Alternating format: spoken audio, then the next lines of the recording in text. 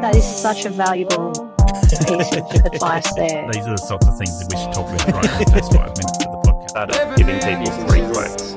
Isn't sunshine and rainbows, and isn't, everyone sees you doing so well. For just being a solo The operator. change in mindset makes a massive difference. Welcome to Aussie Lawn Stars. When you started, we keep going back, trying to go back and forward in the timeline, so we get a really good snapshot of what you've done in business. Yep. But starting with the battery gear, and you mentioned you didn't start with the Husky gear, although you'd been watching Footprint Gardens and a couple of guys with the Husky gear. Yep. And I know you've got a guy not too far from you that's done a lot of Husky stuff. Yep.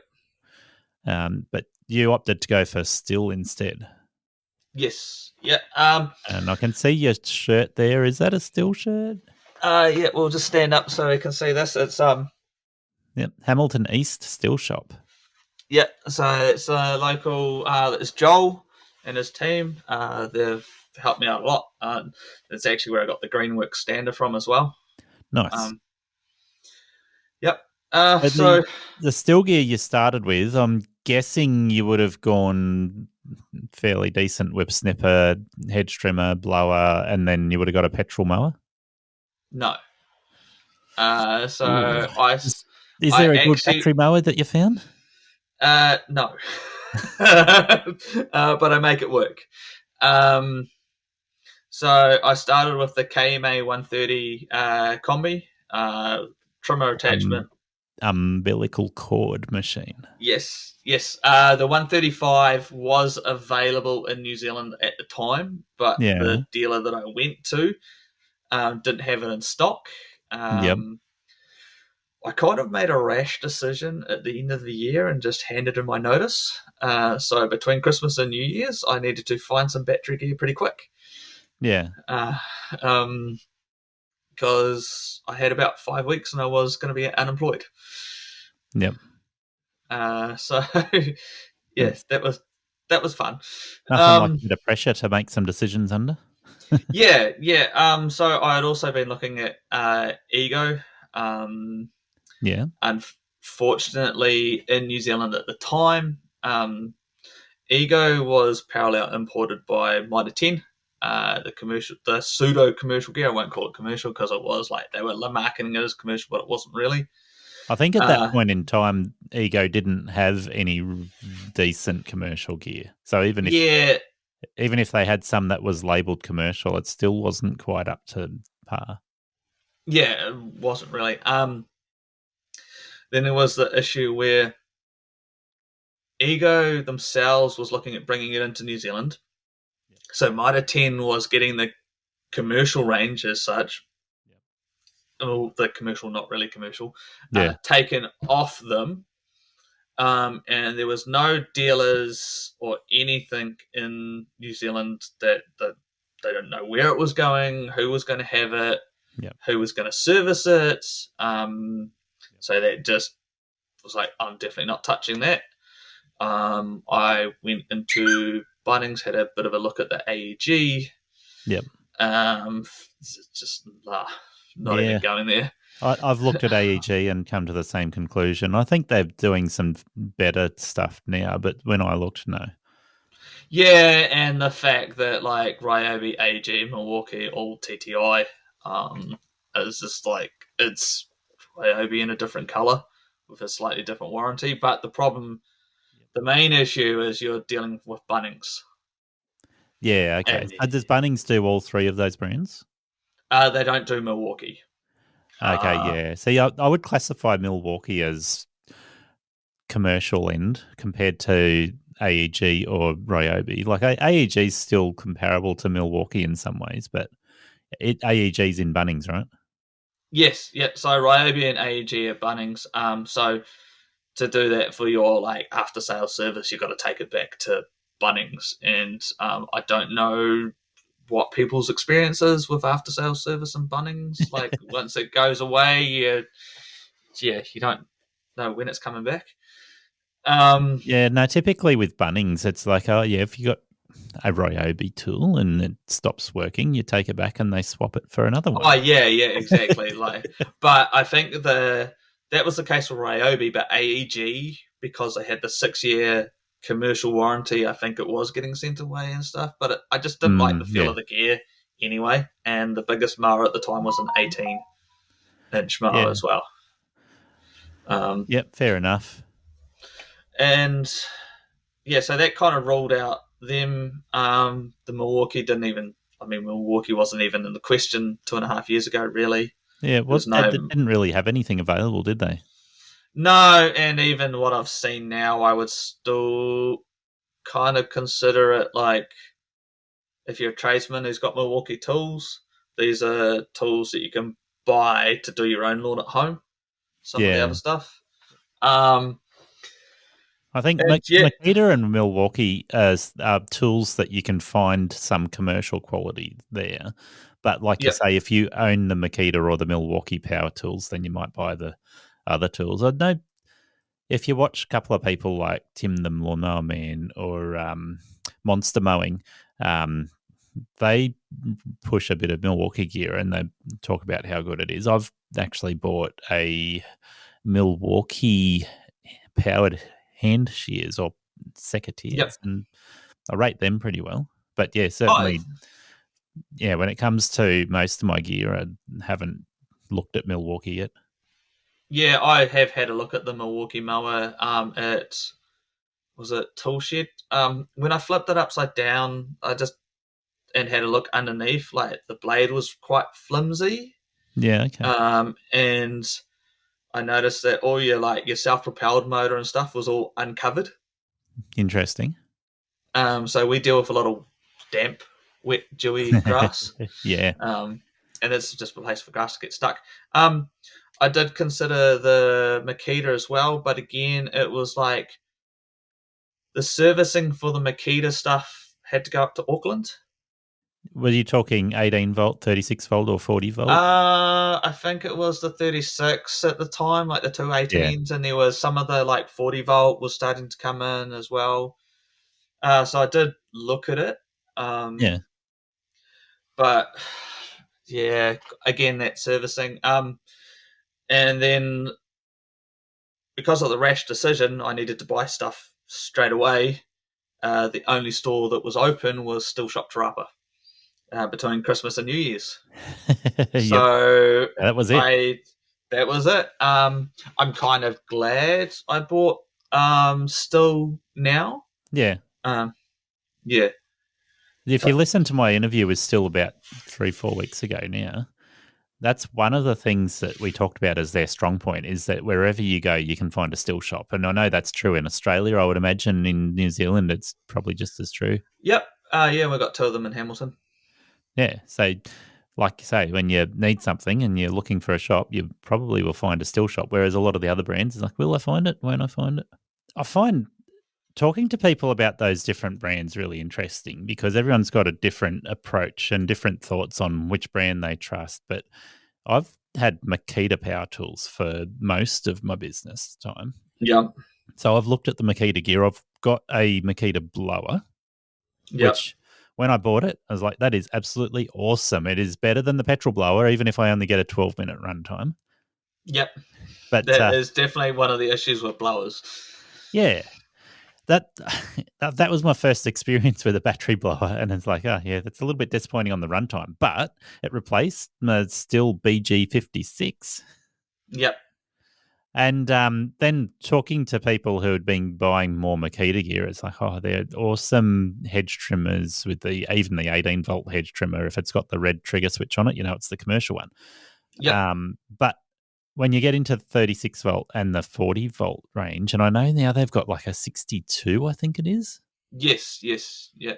A lot of those more commercial, more professional tools have a it's not an always on, it's a auto off, which means that you let go of the trigger, and I don't remember the time frame, but you let go of the trigger. If you don't pull it again straight away, then you've got to restart the machine. And it's not like a petrol machine where you got to pull start it, but it's still frustrating. Yeah, I think like the hedge trimmer, like the HSA 100 is like that. Okay. You've got the D-loop handle that, kind of, I can't remember the runtime thing, but yeah, it's got like the auto off. The KMA 130 and 135 are the same as well. Oh yeah. If you leave it for like, if you're flip edge, like if you're switching from flat to flip, that's pretty quick. But then if you like might trim something, and you got to walk to somewhere else, then you've got to hit the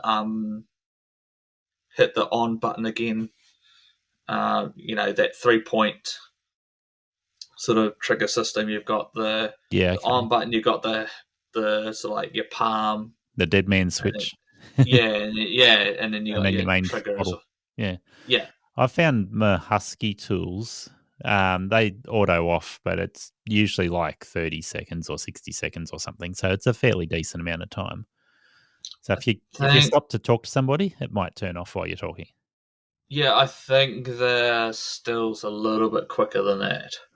But I've found with the Husky, not all of them, but certainly what the whip that I use, it's the 520. If that auto shuts down on me and then I switch it back on, sometimes it has a bit of a dead reaction. So you go to pull the trigger and it just runs at idle for a bit, and you got to let go of the trigger, let it sit for 2 seconds, and then pull the trigger again, and it will work fine. Oh, okay. Yeah, I haven't come across that one yet. It's a bit of a Husky phenomenon. I mean, don't get me wrong, I like my Husky tools that I've got, but that's certainly something I've noticed. I've had 3 or 4 different Husky whips, and they've all done it. So it's built into the programming. Yeah, I'm still mainly on mainly the 135 now. Okay. Yeah, so I've gone away from the umbilical cord, but I've run that for about, must be close to 2 years solid. So and haven't. Talking pros and cons between the 135, because the Stihl, and is it the FSA or is that the KMA, the multi-tool? KMA. Yeah, KMA is the trimmer. Yes, trimmer only. So with the KMA, if you put the trimmer head on it, 2 things, runtime and power. What would you compare it to in power? Like a 25cc whip, or you'd haven't really done a lot of petrol stuff, but I have never done petrol stuff, so I couldn't tell you. But talking to Alistair, who's done a lot of the Stihl petrol gear. Yeah, he has the 135, and I think he kind of compared it to the 131. 131. I've got the 131, and I when would it's say on that's full probably somewhere around 30 or 35cc comparison. Yeah, but that's on full snot, like level 3 full trigger. Yep.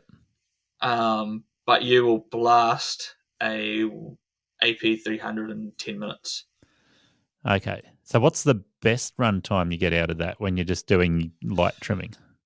I can't actually. I've never timed it sort of thing, because it's like normally just properties. I'll get like a couple of, it all depends on the properties. It all depends on how long the string I'm running. Yep.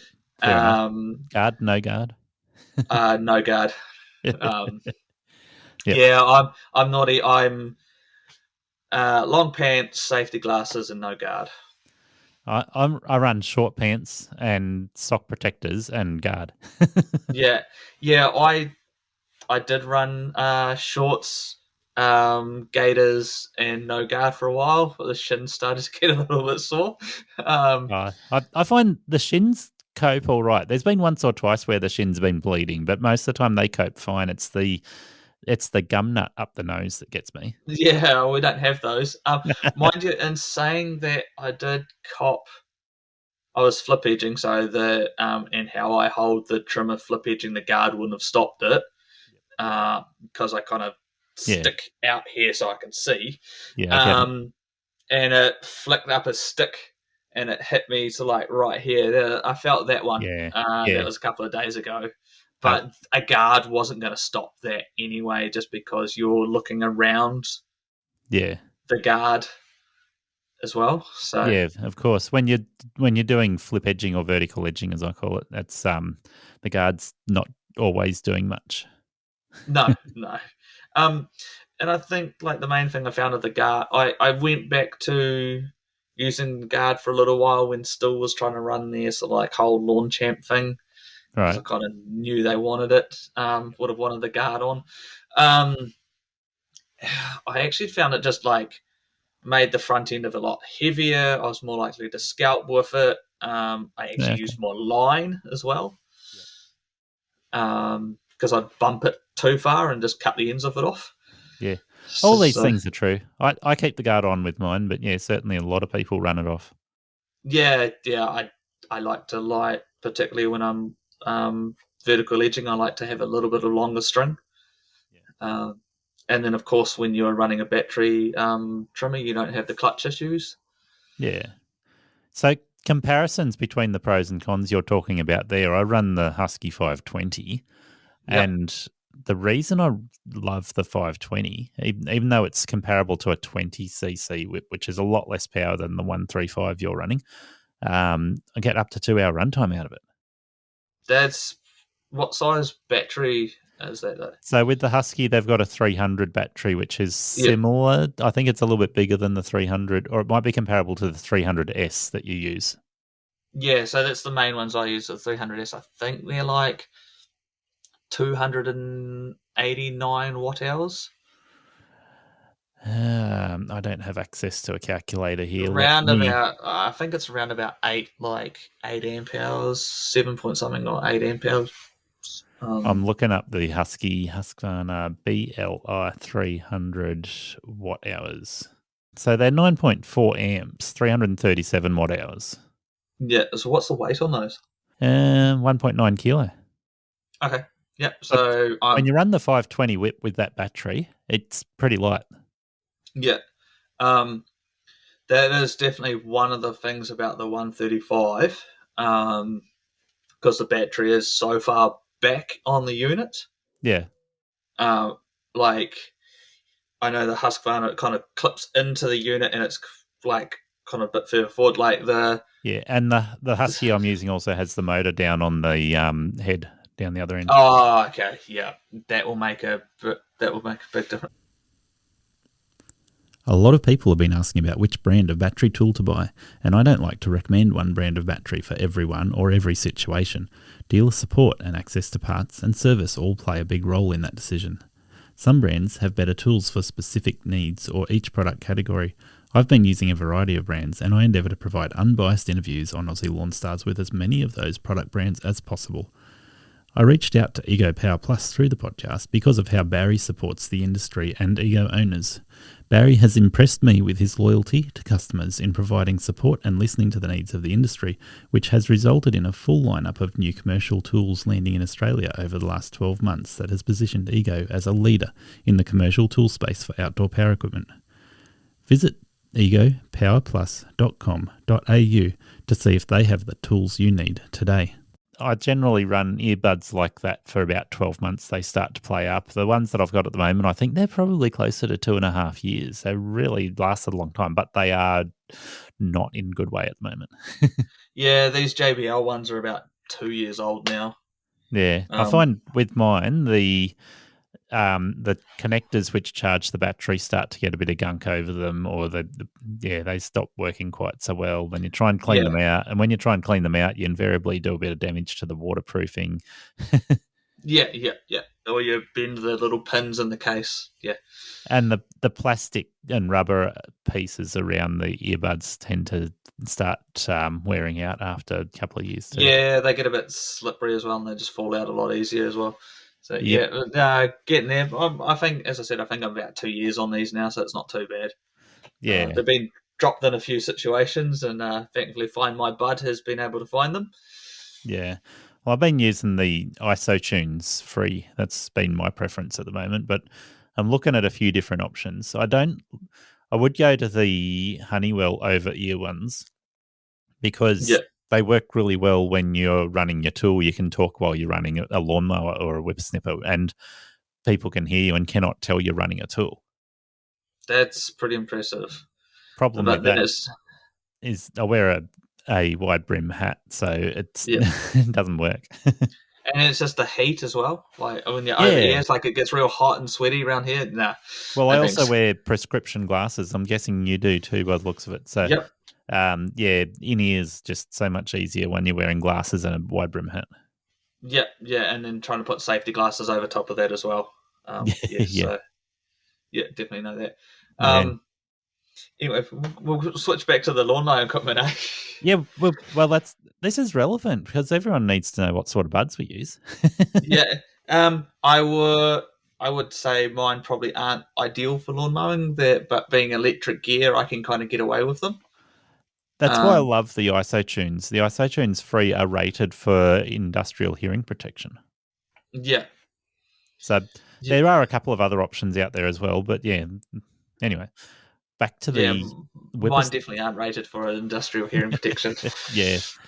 So we were talking about the whips, and I was saying that I love my Husky 520 for comparing it to the Stihl 135.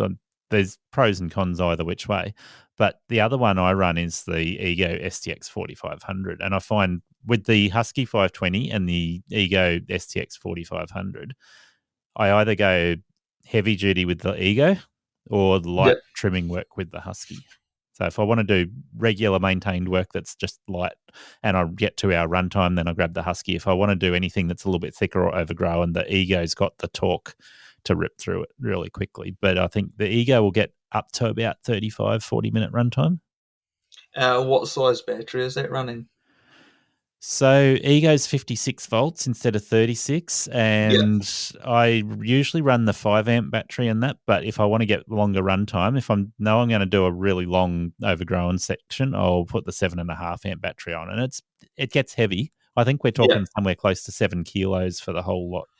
Yeah, that's getting up there, isn't it? But 7 kilos is not bad if you're doing brush cutting. Yeah, true.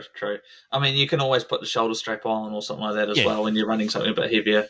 Well, I don't mind doing it without the shoulder strap. I don't mind at all. But if you're doing 2 hours with it and you're going, by 2 hours, you've gone through 2 or 3 batteries and you're starting to go, the weight of it's starting to become a pain.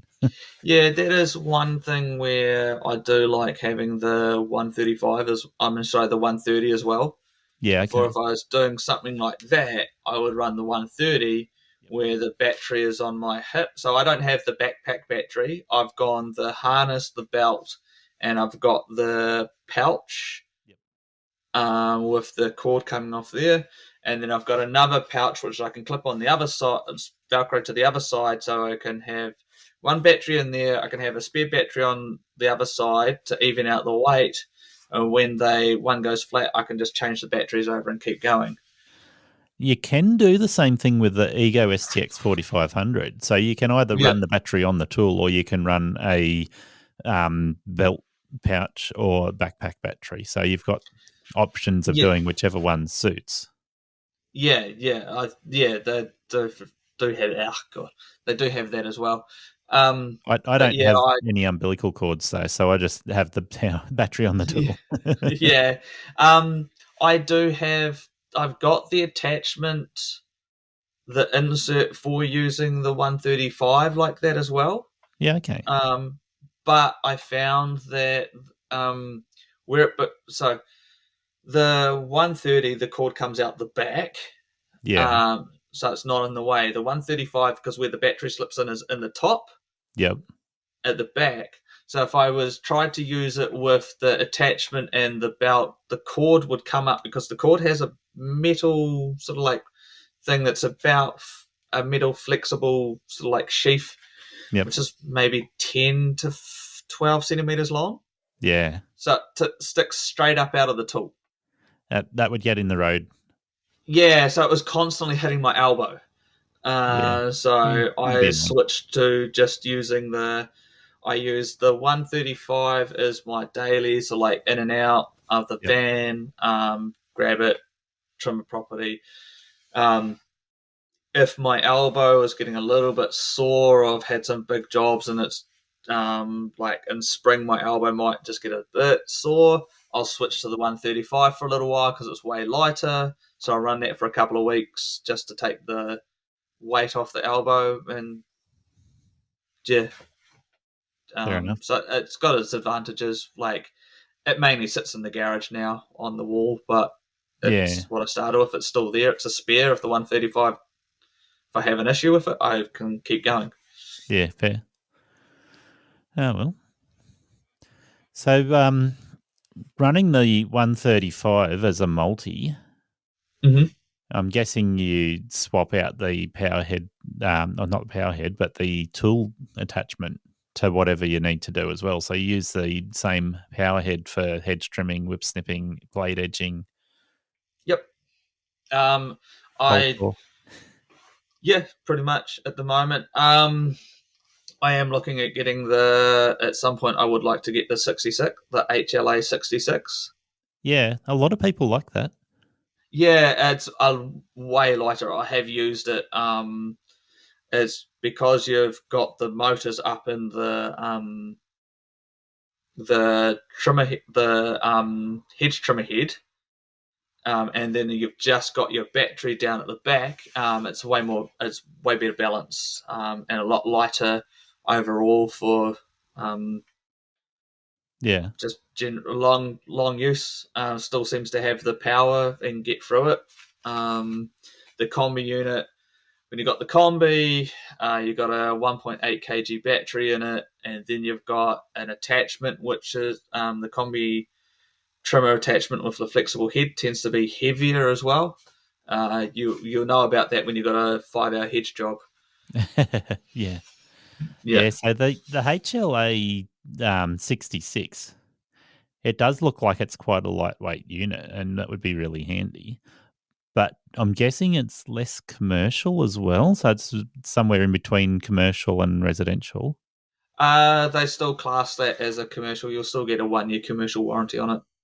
Okay. Um, The other thing I'm looking up, I'm trying to find what the SPM on it is.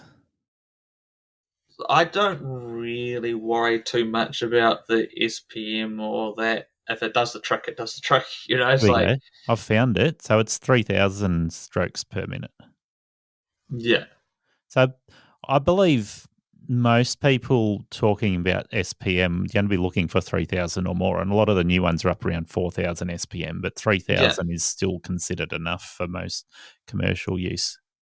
Yeah, I mean, yeah, it works. Yep. So, Yeah, that's what you need. yeah, and it is a light unit. It's just been other purchases, of course, like a $30,000 $30,000 stand-on came before that. Yeah, fair enough. So you would have gone from, now let's talk about that too, the Stihl mower, push mowing Yes, everything. Is that a yes, self-propelled? yes. So I run the RMA 510V, 21-inch self-propelled. So it is Uh, 21 inches and it is self-propelled. yes, they do an RMA 510 and they do the 510V. Yep. So the Okay. 510 is non-self-propelled, and the 510V is the self-propelled version. Yeah. Um, it is.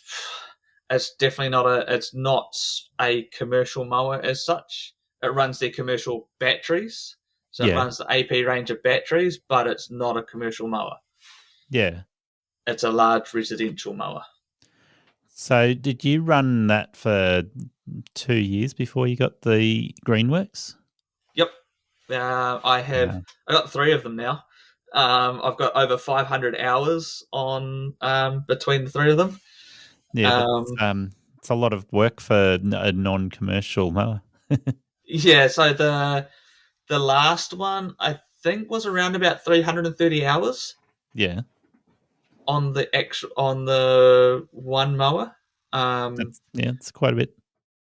Yeah, so I bought one, um, and then I was doing a job, and the one of the bearings in the rear axle just collapsed Yeah. or just broke. So instead of just going, oh no, I can't finish the lawn, I just rung up Stihl Shop Hamilton East and I go, have you got one of these on the shop floor? And they said yes, and I go, cool, I'll be there in 10 minutes. I went and grabbed it, went back and finished the lawn, and I just gave them the other mower and go sort it out. And I bought a new mower, and then I did about 330 hours on that mower. And then some of the stuff started to wear out. Yeah. Wheels, the brackets where the handles go up. And so that one got replaced in spring when it was just over a year old. Yeah. Um, and running a newer one now. But now, of course, the push mower gets a lot less use. Yeah, okay. So once you decided to purchase the Greenworks, and that being the 32-inch, I'm guessing you would have weighed up how many of your customers you can do with a 32-inch mower compared to a 21-inch mower, and you went, okay, that's going to be worthwhile. Yes and no. I I did sort of like, I had some big properties, and I was like, yeah, there's quite a few that I can fit this in, and it was just like, what's the next step? Do I want to continue push mowing small properties or small to sort of like medium residentials, or do I want to start changing what I do? Yeah. And it was like, when you're starting, if I was looking at the 30-inch Greenworks walk behind.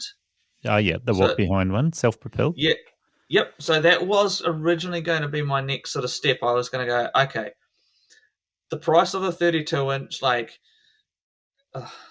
the thing that seems to happen here in New Zealand is you start residential, you go up to 32, you use the 32 as a stepping stone to get into bigger work, and then you buy like a 52 or a 61. Yeah, okay. And you make that change. You still got the 32. You can start, if you want to, you can either keep your residential work, your small residential work, or you can start ditching that. You know, if it goes away, you don't bother replace it. You try and replace it with bigger, more lucrative work. Yeah. So a couple of things there. If you go from a 32 to a 52 or a 61. Thank you for listening to Aussie Lawn Stars. Please remember to rate and review the show on the Apple Podcasts app or the player you use. Exciting new shows are released every Monday. Make sure you follow or subscribe to hear the next episode.